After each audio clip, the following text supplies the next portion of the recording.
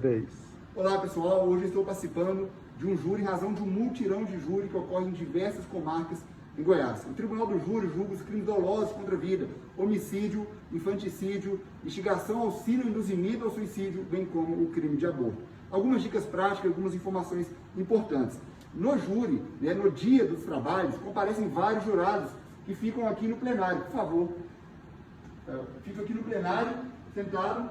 Tem que ter pelo menos 25 jurados que são sorteados para estarem aqui.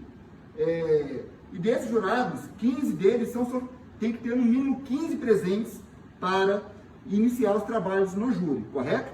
É importante que o promotor de justiça e a defesa tenham acesso antecipado a esses jurados. Quem são os jurados? Para que possam, se for do interesse da defesa do Ministério Público, estudar aí a vida de cada um, na rede social, no Google, buscar informações, porque dependendo do crime que for julgado, estudar o perfil de cada jurado é muito importante, porque no dia que o jurado for sorteado, no momento em que o jurado for sorteado, tanto o Ministério Público quanto a defesa poderão ir recusar esse jurado. Cada um possui 3 recusas que não precisam ser motivadas. Então, por exemplo, o promotor da defesa pesquisou ali um jurado no Facebook, no Instagram, viu que ele tem um perfil que não atende aos interesses dele, ele poderá recusar e não justificar. Bem como pode recusar por qualquer outro motivo, porque não precisa justificar. Então, uma dica prática é estudar a vida do jurado dentro das possibilidades antes de iniciar os trabalhos em plenário.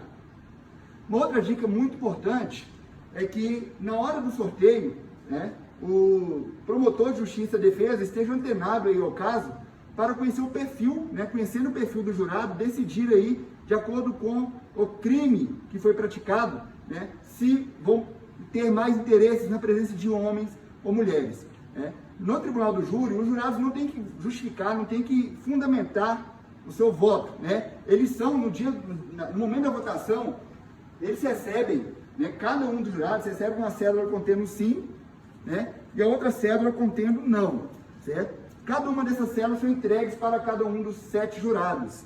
Os jurados podem votar livremente, de acordo com a sua convicção, pelo sim ou pelo não, em todos os quesitos. E um servidor, ele passa recolhendo os votos, o primeiro passa recolhendo os votos válidos, jurado por jurado. Vai passando, os jurados vão depositando os votos aqui na urna, depois leva para o juiz que faz essa contagem de votos. Atingindo a maioria de votos pelo sim ou pelo não, ou seja, atingindo 4 votos, não abre os demais votos, porque para não denunciar o voto de cada um dos jurados. Na eventualidade de ser unanimidade, 7 votos pelo sim ou pelo não, vai saber que todos os jurados votaram em determinado sentido e isso vai quebrar aí o sigilo da votação. Então, atingindo 4 votos pelo sim ou pelo não, os demais votos não são abertos, correto? Então, é importante que o Ministério Público e a defesa conheçam o perfil dos jurados para que decidam quais aqueles interessam às suas teses. Por exemplo, certamente a defesa vai ter interesse na presença, num julgamento de feminicídio, pela presença de homens. E o Ministério Público pode ter mais interesse pela presença de mulheres. Certo que é um crime que deve ser combatido com todo rigor, mas pode ser uma estratégia de defesa. Coincidência ou não, eu já fiz júri em que havia 3 homens e 4 mulheres. E o réu foi condenado por 4-3. Coincidência ou não, não sei realmente em quem cada um votou. Mas isso é importante. E no júri envolve muito simbolismo. Então é importante ter um entendimento de que o Ministério Público, ele assenta ao lado do juiz.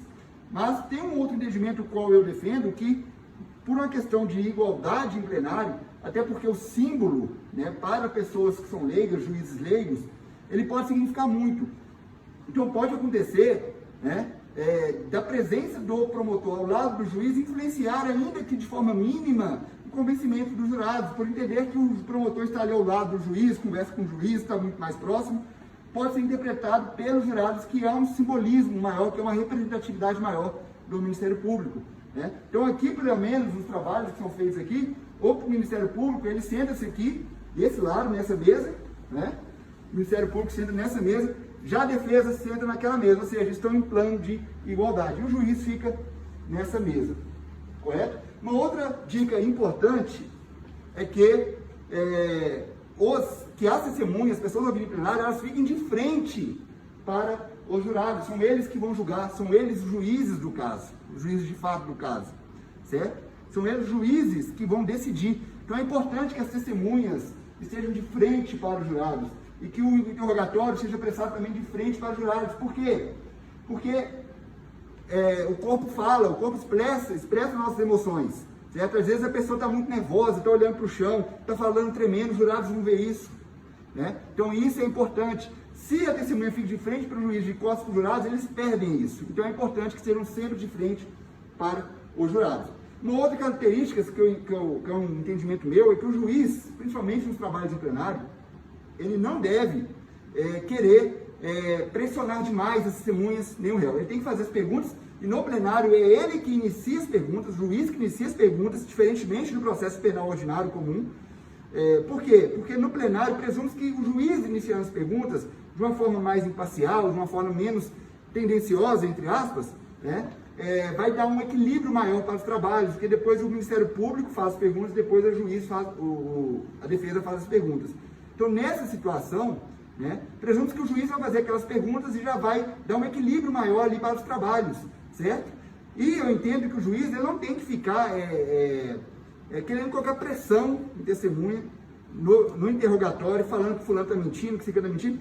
Esse papel no tribunal do júri é importante que seja feito pela defesa, pelo Ministério Público, pela defesa. Porque o juiz, se ele demonstrar ali que ele está acreditando mais numa tese do que na outra, no meu entendimento, isso pode acabar influenciando os jurados. Tá? Então é importante que o juiz ele se mantenha o mais neutro, se mantenha o mais assim, equânime nos trabalhos, né? Não fique ali querendo pressionar, demonstrando que está tendo um entendimento em detrimento de outro. Tá? Para manter o equilíbrio dos trabalhos entre o Ministério Público e entre a defesa. Agora, uma questão muito importante, entre essas dicas que nós estamos passando aqui, em relação à presença do réu em plenário. Porque muitas vezes o réu ele entra já em plenário algemado, né? E permanece algemado ou sem algemas. Ele pode usar algemas em plenário? Pode, mas tem que estar fundamentado com fatos concretos.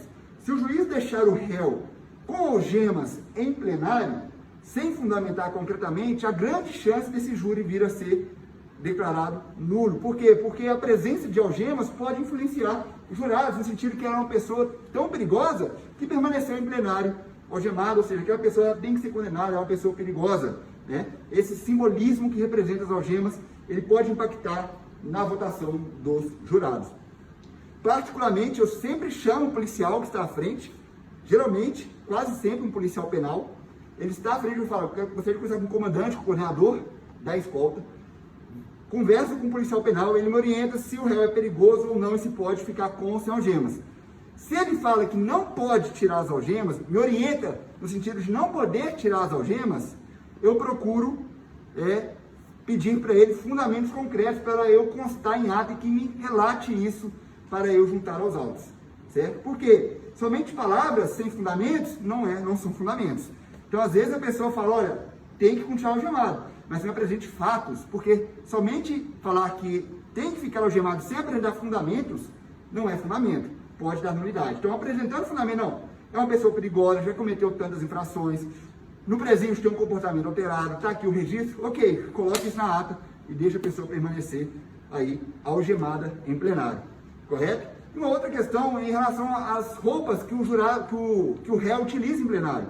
Se o advogado solicitar e for da vontade do réu, ele pode vir com trajes pessoais, porque o traje também que ele utiliza, né, na cadeia, né, aquela roupa de escolta, né, que quando ele sai na rua, é uma roupa que pode também, o STJ decidiu no sentido, influenciar os jurados, né, a questão do simbolismo em plenário, ou seja, utilizando uma roupa de preso, isso pode pesar negativamente perante os jurados.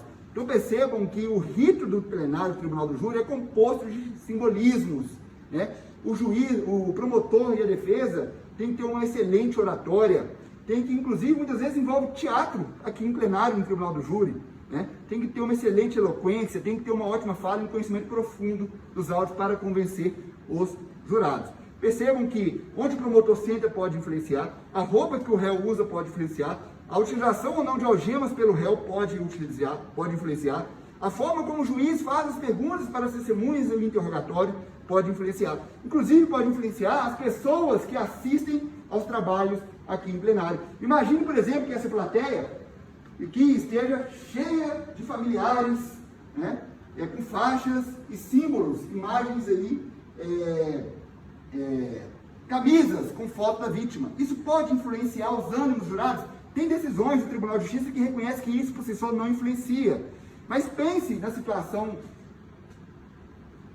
isso por si só em relação às camisas com fotos da vítima. Tá? Agora, uma situação de uma aglomeração agitada de pessoas, então de ânimos aflorados, isso pode influenciar, certo? E as pessoas têm que ser retiradas do plenário. Agora imagine a situação de policiais, né? Policiais lotam um plenário com a farda ou com uniforme, no caso da polícia militar, uma farda, ou então das instituições policiais civis uniformizadas. Lotaram um plenário aqui, porque a vítima ou porque o réu é um policial.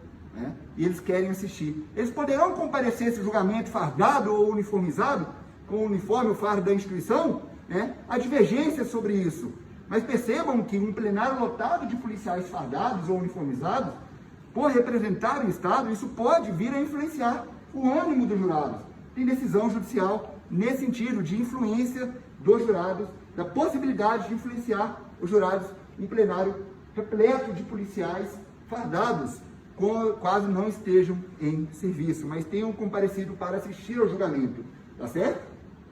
Em relação à presença do réu policial fardado, policial militar, praticou um homicídio em serviço, e ele vai ser julgado por esse homicídio no plenário do Tribunal do Júri.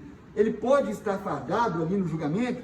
Tem divergência também, mas eu entendo que sim, é perfeitamente possível, basicamente por dois motivos. O primeiro deles é que quando ele praticou o homicídio, ele estava em serviço ou atuando em razão da função, a depender do caso. E nessas situações, nada mais justo do que ele seja julgado na mesma condição aí que ele praticou eventual homicídio, ou seja, ele estava ali fardado, atuando e praticou um homicídio. Nada mais justo que ele seja julgado também, tenha o direito de usar em plenário a farda. E além do mais, o principal argumento é que no júri vigora a plenitude da defesa.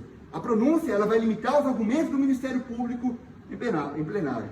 Mas a defesa ela pode utilizar inclusive de elementos extrajurídicos, porque a defesa ela é mais do que ampla. A defesa é plena, a plenitude de defesa. O advogado ele pode dar um show em plenário, fazer um teatro, ter uma excelente oratória, usar elementos extrajurídicos, falar de filosofia, de sociologia, de física, do universo, elementos religiosos. E isso pode justificar aí, ele pode conseguir a absolvição do réu. Já o Ministério Público não. O Ministério Público limita-se aos elementos que estão nos autos. Correto? São algumas dicas passando para vocês de vários júris, já fiz dezenas e dezenas de júris, certo? E estou aqui participando desse mutirão do Tribunal de Justiça de Goiás, né, para colocar os júris em dia, né, agilizar os processos aqui. Estou fazendo júris de crimes que ocorreram há menos de um ano, né? Então percebam que os processos estão andando, né? Então se ligue nessa dica, estarei sempre postando dica para vocês que nos acompanham aqui no Instagram. Um grande abraço e até a próxima.